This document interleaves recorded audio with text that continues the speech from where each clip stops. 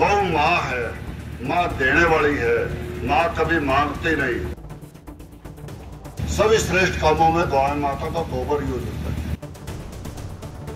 गौ माता ही इतना दे देगी कि गौशाला के लिए खर्चा बात यह है कि जितना होता है उससे ज्यादा मिलेगा, गौ माता देगी।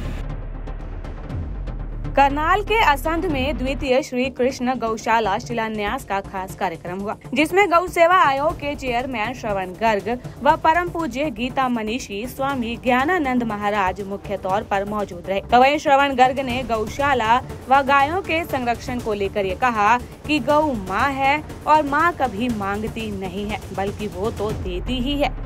ये गौशाला में मेरे ख्याल है इस बार 9वीं बार आना हुआ है और मैं जितनी बार भी आया हूँ मैंने देखा कि हर बार गौशाला में कुछ न कुछ और अच्छी उन्नति हुई है। इसके लिए आप सभी को बहुत बधाई। पहले विष्णु कहल जी करते थे, उनकी टीम थी, जगदीश जी थे, आप भाई विजय जी और उनकी टीम, बहुत बढ़िया नींव भी बढ़िया रखी गई इसकी और चल भी बढ़िया रही है और आगे आने वाले समय में बहुत बढ़िया चलेगी।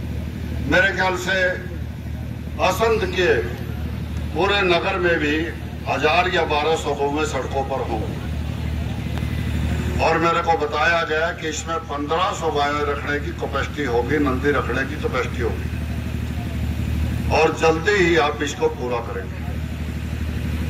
इसी के साथ साथ गौ माँ है, माँ देने वाली है, माँ कभी मांगती नहीं।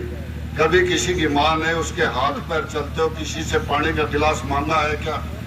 मेरे से पहले ब्रह्म कुमारी की बहन कह रही थी कि माँ देवता है, देवता देने वाला होता है, वो लेने वाला नहीं होता। माँ देने वाली है और जब तक उसके हाथ पैर चलते हैं वह देती है। हमारी झोली छोटी हो तो माँ क्या करेगी? इस झोली को बढ़ाई बढ़ाइए। माँ से जो ले सकते हो लीजिए।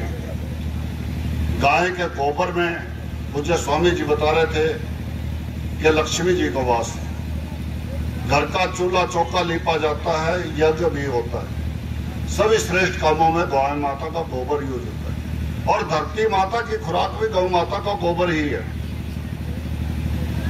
तभी उससे अन्न उपजता है, वो हमारे शरीर में जाता है, हम बलिष्ठ होते हैं और फिर हम गौ माता के गोबर के रूप में या अन्य प्रकार से धरती माता को ऐसा ही भोजन देते हैं जिससे घर में धरती माता भी हमें अन्न देती है। आज हमने रासायनिक खादों का, रासायनिक दवाइयों का प्रयोग किया, जिसका परिणाम क्या है कि एक ट्रेन चलती है बठिंडा से, किसने नाम सुना? हाथ खड़े करो।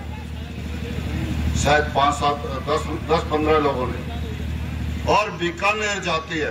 बीकानेर में कैंसर का हॉस्पिटल है और उस ट्रेन का नाम लोगों ने कैंसर ट्रेन रख दिया है। और या तो उसमें पेशेंट होते हैं या उसके रिश्तेदार होते हैं और ये रासायनिक खाद्यों का प्रभाव है।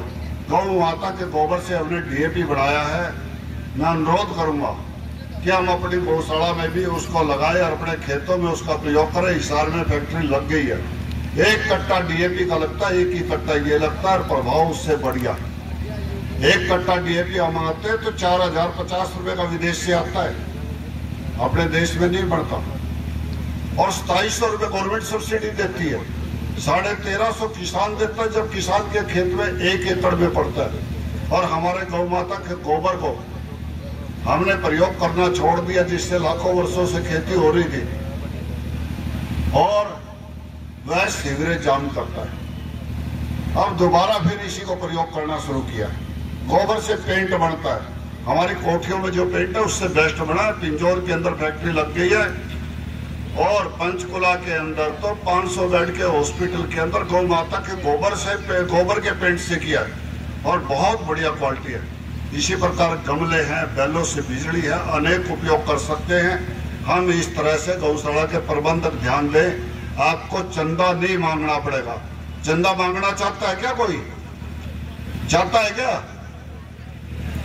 गौ माता ही इतना दे देगी कि गौशाला के लिए खर्चा बात यह है कि जितना होता है उससे ज्यादा मिलेगा, गौ माता देगी।